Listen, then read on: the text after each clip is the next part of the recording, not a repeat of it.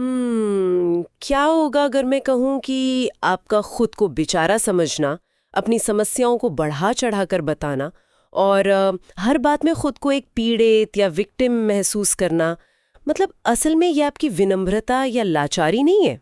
हाँ बिल्कुल। बल्कि ये आपके सबसे गहरे और सबसे चालाक अहंकार का ही एक रूप है। अच्छा, ये विचार सुनने में भले ही थोड़ा कड़वा या चुभने वाला लगे, लेकिन मानव मनोविज्ञान की सतह को जब हम खरोचते हैं ना, तो यही सच्चाई सामने आती है।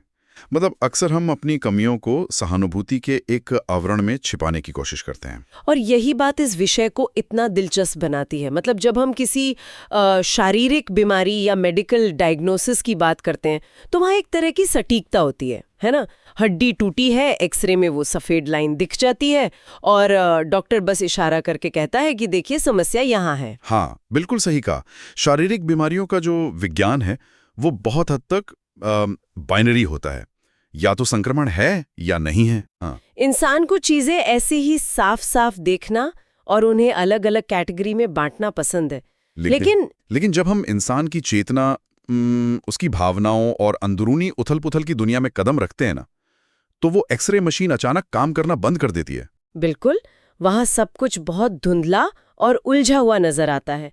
तो आज की हमारी इस गहन चर्चा का विषय बिल्कुल यही है। हम मानव मनोविज्ञान और हमारी चेतना की उसी धुंधली दुनिया का एक वैचारिक एक्सरे करने वाले हैं। बहुत बढ़िया। आज हमारे पास जो स्रोत है वो निशंक वाणी यूट्यूब चैनल पर प्रसारित एक दार्शनिक और आध्यात्मिक प्रवचन का ट्रांसक्रिप्ट है। और यह प्रवचन जैन दर्शन के प्रसिद्ध ग्रंथ तत्वार्थ सूत्र के दूसरे अध्याय के पहले सूत्र पर आधारित है। पहली नजर में ये किसी को भी एक विशुद्ध प्राचीन धार्मिक ग्रंथ लग सकता है। हाँ, नाम सुनकर तो ऐसा ही लगता है ना? लेकिन जैसे जैसे हम इसके पन्नों या कहें इस ट्रांसक्रिप्ट की गहराई में उतरते हैं, ये बिल्कुल स्पष्ट हो जाता है कि ये सीधे तौर पर हमारी मानसिकता, हमारे सोचने के पैटर्न और हमारे दुखों की जड़ों का एक बहुत ही व्यावहारिक विश्लेषण है। तो इस चर्चा का हमारा मिशन ये समझना है कि हमारी चेतना किन अवस्थाओं या भावों से गुजरती है।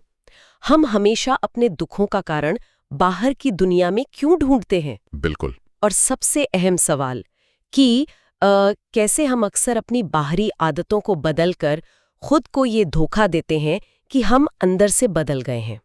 तो चलिए इस ढांचे को खोलते हैं। हाँ जरूर। स्रोत की शुरुआत में ही आत्मा या चेतना के भावों का एक बुनियादी सिद्धांत बताया गया है। मेरा सवाल यह है कि अगर हमारा मूल स्वभाव इतना शांत है तो फिर हम दिन भर इतने बेचैन क्यों रहते हैं? इस बेचैनी को समझने के लिए स्रोत हमें 5 प्रकार के भावों यानी चेतना की अवस्थाओं से परिचित कराता है। अच्छा। इसे ऐसे समझिए जैसे दुनिया के अनगिनत रंग असल में कुछ ही प्राथमिक रंगों के मिश्रण से बनते हैं ना। ठीक उसी तरह एक संसारी या मुक्त आत्मा जितनी भी अनंत अवस्थाओं से गुजरती है, उन्हें मुख्य रूप से 5 श्रेणियों में बांटा गया है।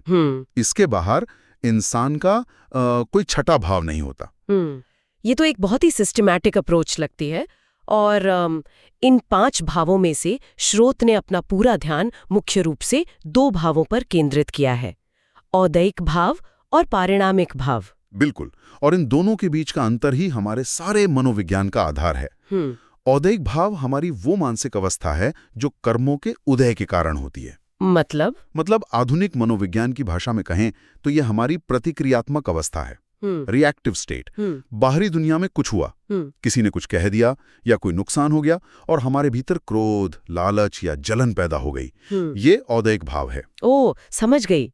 और इसके ठीक विपरीत है पारिणामिक भाव, जिसे स्रोत आत्मा का शुद्ध और मूल स्वभाव बताता है। बिल्कुल सही। इस भाव को समझाने के लिए स्रोत ने रंग और तरंग से रहित होने की बात कही है।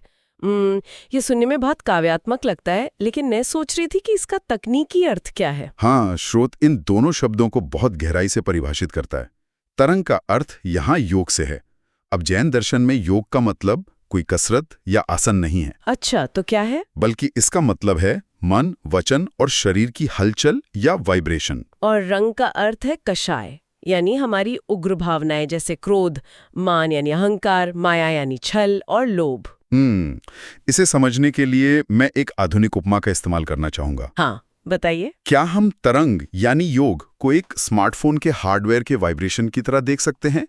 मतलब फोन में हलचल हुई, कोई नोटिफिकेशन आया, और रंग यानी कशाएं वो सॉफ्टवेयर या ऐप है, जैसे क्रोध या लालच का ऐप जो उस हलचल के कारण तुरंत खुल जाता है। अरे वाह, ये एक बहुत ही सटीक उपमा है। बिल्कुल ऐसा ही होता है। विचार की एक हल्की सी हलचल होती है जिसे हम तरंग कह रहे हैं, और हम तुरंत उस पर अपनी भावनाओं का रंग यानी कषाय चढ़ा देते हैं। जब चेतना अपने पारिणामिक भाव में होती है ना, तो वो इन दोनों चीजों से पूरी तरह मुक्त होती है। वहां ना कोई हलचल है, ना कोई रंग। तो इसे इस तरह से भी देखा जा सकता है कि पारिणामिक भाव समुद्र की वो अथाह गहराई है जो हमेशा शांत रहती है। बिल्कुल। और औदैहिक भाव सतह पर उठने वाली वो लहरें या तूफान है जो बाहरी परिस्थितियों की हवा से पैदा होते हैं। लेकिन स्रोत यहाँ एक चेतावनी भी देता है। हाँ, वो चेतावनी बहुत जरूरी है। वो कहता है कि इन भावों के पैटर्न को पकड़ना बहुत जरूरी है। तो अगर हम ये नहीं समझ पाए कि हम किस भाव में जी रहे हैं, तो इसका हमारे मन पर क्या असर होगा? असर ये होगा कि हम जीवन भर भावनाओं के झूले में झूलते रहेंगे और उसी झूले को अपनी असलियत मान लेंगे। मतलब हम खुद को उन लहरों से अलग नहीं कर पाएंगे। बिल्कुल। अगर आप ये नहीं पहचान पा रहे हैं कि आपका गुस्सा या हताशा केवल एक औद्योगिक भाव है, एक अस्थायी लहर है, तो आप उस गुस्से को ही अपनी पहचान बना लेंगे, अपनी आइडेंटिटी। आप सोचेंगे मैं तो हूं ही गुस्सैल, या मैं तो हमेशा से ही दुखी हूं। हाँ, और ये बात हमें सीधे इंसान की सबसे बड़ी कमजोरी की तरफ ले जाती है। अगर हमारी सारी भावनाएं, हमारे सारे दुख असल में सतह पर उठने वाली लहरें हैं, तो हम हमेशा अपनी समस्याओं के लिए समंदर के बाहर खड़े लोगों को दोष क्यों देते हैं? मतलब हम अपनी हर उलझन के लिए दूसरों को क्यों कोसते हैं? इंसान के स्वभाव को समझाने के लिए स्रोत में एक बहुत ही सुंदर कहानी का जिक्र है। अच्छा। कहानी कहती है कि एक मछली पानी में रहकर पूरी तरह संतुष्ट है, एक हिरन जंगल में घास खाकर मगन है, और एक सज्जन व्यक्ति अपने जीवन के संतोष में सुखी हैं। तो इन तीनों ने किसी का कुछ नहीं बिगाड़ा है? बिल्कुल नहीं। फिर भी एक मछुआरा बिना किसी व्यक्तिगत दुश्मनी के उस मछली को कांटे में फंसाता है, एक शिकारी उस निर्दोष हिरन पर तीर चलाता है, और एक दुर्जन व्यक्ति उस सज्जन को परेशान करने में कोई कसर नहीं छोड़ता। और मजे की बात देखिए, इंसान का दिमाग इस तरह प्रोग्राम्ड है कि वो इस कहानी को सुनते ही तुरंत खुद को कहानी का हीरो या पीड़ित मान लेता है। यही तो बात है। हम सभी खुद को वो निर्दोष मछली, वो हिरण या वो सज्जन मान लेते हैं। हम ये मानकर चलते हैं कि दुनिया दुर्जन है और हम हमेशा परिस्थितियों के निर्दोष शिकार हैं। स्रोत यहीं पर हमें आत्मनिरीक्षण का एक बहुत कड़ा आईना दिखाता है। वो कहता है कि हम हमेशा ये ढूंढते हैं कि कौन हमें परेशान कर रहा है, जबकि असली सवाल तो ये होना चाहिए कि क्या जाने अनजाने में मैं तो किसी को परेशान नहीं कर रहा। ओह, मतलब अगर मेरे स्वभाव की वजह से आसपास के लोग तनाव में हैं, तो कहानी का दुर्जन कोई और नहीं, मैं खुद हूं। यही इस चर्चा का टर्निंग पॉइंट है। स्रोत स्पष्ट करता है कि हमारा वास्तविक नुकसान या फायदा किसी बाहरी व्यक्ति से तय नहीं होता। सही बात है। ये इस बात पे निर्भर करता है कि हम खुद भीतर से कैसे हैं। हमारा नजरिया सम्यक है या मिथ्या। क्या हम हर परिस्थिति में अपने ही अहंकार को पोषित तो नहीं कर रहे? और यहाँ पे स्रोत एक ऐसी बात कहता है जो सच में दिमाग झकझोरने वाली है। हाँ। हमने चर्चा की शुरुआत में भी इसका जिक्र किया था। हाँ, बिल्कुल। अक्सर लोग अपने दुख और पीड़ा को दूसरों के सामने रखते हैं। वे अपनी संघर्ष की कहानियां सुनाते हैं। आज के समय में तो सोशल मीडिया पर अपने दुख बताना, ट्रॉमा डंपिंग करना और सहानुभूति बटोरना एक बहुत बड़ा ट्रेंड बन गया है। लोग इसे बहुत नॉर्मल मानते हैं। हाँ, हम इसे विनम्रता या दर्द बांटना मानते हैं। लेकिन स्रोत कह रहा है कि खुद को बहुत ही दीनहीन या बेचारा दिखाना, ये भी मायाचारी है। ये तो हमारे सोचने के पूरे तरीके को ही पलट देता है। देखिए, स्रोत इस मनोविज्ञान को बहुत बारीकी से पकड़ता है। जब कोई व्यक्ति खुद को जानबूझकर बहुत दुखी या दीनहीन दिखाता है ना, तो उसके पीछे भी एक कषाय काम कर रही होती है, एक तरह का पैशन। हाँ, वह व्यक्ति अवचेतन रूप से ध्यान आकर्षित करना चाहता है। वह सहानुभूति के जरिए सामने वाले पर एक मनोवैज्ञानिक दबाव बनाना चाहता है। ओहो, मतलब हम पात्र देखकर तय करते हैं कि किसके सामने अपना दुखड़ा रोना है और किसके सामने खुद को बड़ा और शक्तिशाली दिखाना है। ये तो एक तरह का पावर प्ले है। बिल्कुल पावर प्ले है। स्रोत बहुत साफ शब्दों में कहता है कि खुद को जरूरत से ज्यादा कम आंकना या पीड़ित के रूप में प्रस्तुत करना भी अहंकार का ही एक सूक्ष्म रूप है। ये एक मायाचारी है, एक औद्योगिक भाव है जो हमें हमारी असली ताकत से दूर ले जाता है। जब तक हम ये मानते रहेंगे कि हम बेचारी पीड़ित आत्माएं हैं, हम कभी भी जिम्मेदारी नहीं लेंगे। और बिना जिम्मेदारी लिए बदलाव कैसे संभव है? ये तो सच में एक आई ओपनिंग बात है। तो मान लीजिए कि किसी इंसान को ये समझ आ जाता है कि समस्या बाहर नहीं बल्कि उसके खुद के भीतर है। अब उसे ये भी एहसास हो गया है कि वो विक्टिम कार्ड नहीं खेल सकता। सही है। उसे खुद को बदलना है। लेकिन अक्सर इंसान यहीं पर एक और बड़ी गलती कर बैठता है। वो आंतरिक बदलाव की जगह बाहरी दिखावे का रास्ता चुन लेता है। और यहीं पर स्रोत ड्रेस बदलना बनाम एड्रेस बदलने के बहुत ही दिलचस्प विषय पर गहराई से चर्चा करता है। ड्रेस और एड्रेस। हाँ, ड्रेस मतलब कपड़े या बाहरी आवरण और एड्रेस मतलब हमारी आंतरिक अवस्था। स्रोत बाहरी त्याग और आंतरिक वैराग्य के बीच का अंतर बहुत ही स्पष्ट रूप से सामने रखता है। स्रोत कहता है कि लोग व्रत रख लेते हैं, कड़े नियम अपना लेते हैं, यहां तक कि संन्यास या दीक्षा भी ले लेते हैं, वे अपने खाने पीने का तरीका बदल लेते हैं, लेकिन उनके भीतर भोग अरुचि परिणाम पैदा नहीं होता। बिल्कुल। भोग अरुचि परिणाम का अर्थ है सांसारिक विषयों के प्रति सच्ची विरक्ति या अनासक्ति।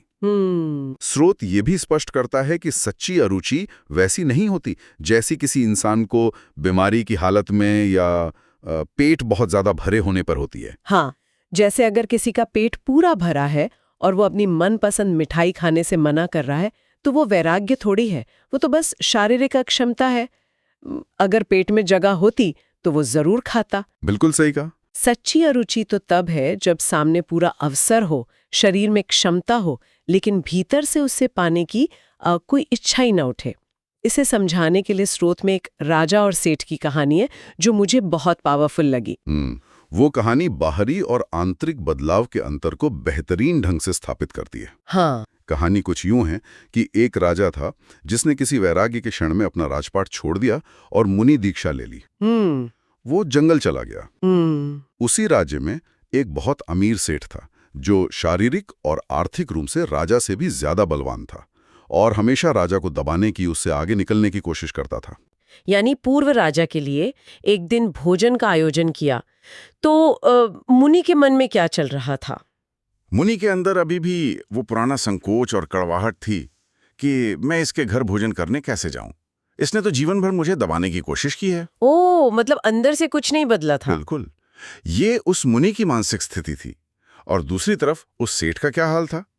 जैसे ही सेठ ने अपने उस पुराने कट्टर प्रतिद्वंदी राजा को एक त्यागी मुनि के रूप में अपने द्वार पर देखा, उसका हृदय पूरी तरह बदल गया। हाँ। उसकी सारी प्रतिस्पर्धा और अहंकार पिघल गया।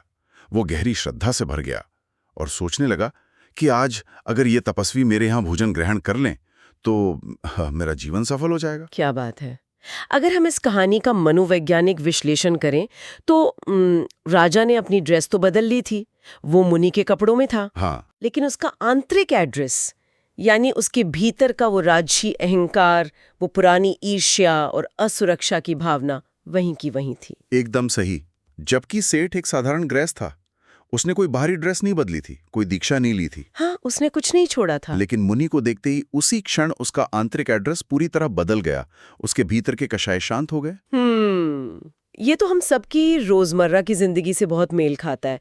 मतलब हम भी तो अक्सर अपनी परेशानियां दूर करने के लिए अपनी बाहरी जिंदगी बदलते हैं, है ना? बिल्कुल बदलते हैं। किसी नौकरी में परेशान होते हैं तो नई नौकरी ढूंढ लेते हैं, किसी शहर से ऊब जाते हैं तो पहाड़ों में या किसी नए शहर में शिफ्ट हो जाते हैं। हाँ। नया लाइफस्टाइल अपना लेते हैं। लेकिन अपने पुराने ईर्ष्या, तनाव और असुरक्षा वाले भावों को अपने सूटकेस में पैक करके नए एड्रेस पर भी ले जाते हैं। हाँ, और फिर कुछ ही महीनों में हम हैरान होते हैं कि नए शहर या नई नौकरी में भी हमें वही पुरानी समस्याएं और वैसे ही टॉक्सिक लोग क्यों मिल रहे हैं। बिल्कुल। स्रोत कहता है कि धार्मिक आयोजनों में भी हम देखते हैं कि लोग आगे बैठने के लिए या अपना रुतबा दिखाने के लिए झगड़ पड़ते हैं। अगर कोई धर्म के नाम पर भी क्रोध या अहंकार कर रहा है तो इसका सीधा मतलब है कि उसके भीतर से संसार और सत्ता का लालच गया नहीं है। सही बात है। बाहरी दिखावे के इस जाल को तोड़ने के लिए स्रोत में एक और बहुत ही शानदार उदाहरण है। एक व्यक्ति आम के बगीचे में बैठकर आम खा रहा था। वो आम तोड़ रहा था, अपने शिष्यों को बांट रहा था और अचानक उसे संसार की नश्वरता का एहसास हुआ।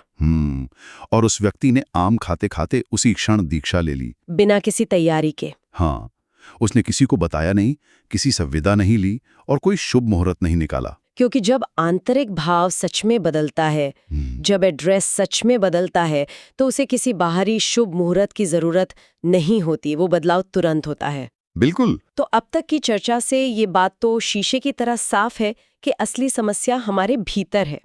लेकिन यहाँ एक बहुत ही व्यावहारिक सवाल उठता है। बाहरी दुनिया का क्या? ये सवाल सब पूछते हैं। इस दुनिया में ऐसे लोग, ऐसी परिस्थितियां और ऐसे ट्रिगर्स तो हमेशा रहेंगे जो हमें उकसाएंगे, हमारा अपमान करेंगे या हमें क्रोध दिलाएंगे। स्रोत इन बाहरी निमित्तों यानी ट्रिगर से निपटने के बारे में क्या समाधान देता है? देखिए, स्रोत इस मामले में बहुत ही यथार्थवादी और क्रमिक दृष्टिकोण अपनाता है, स्टेप बाय स्टेप। वो ये नहीं कहता कि आप रातों रात भावना शून्य हो जाएं। अच्छा।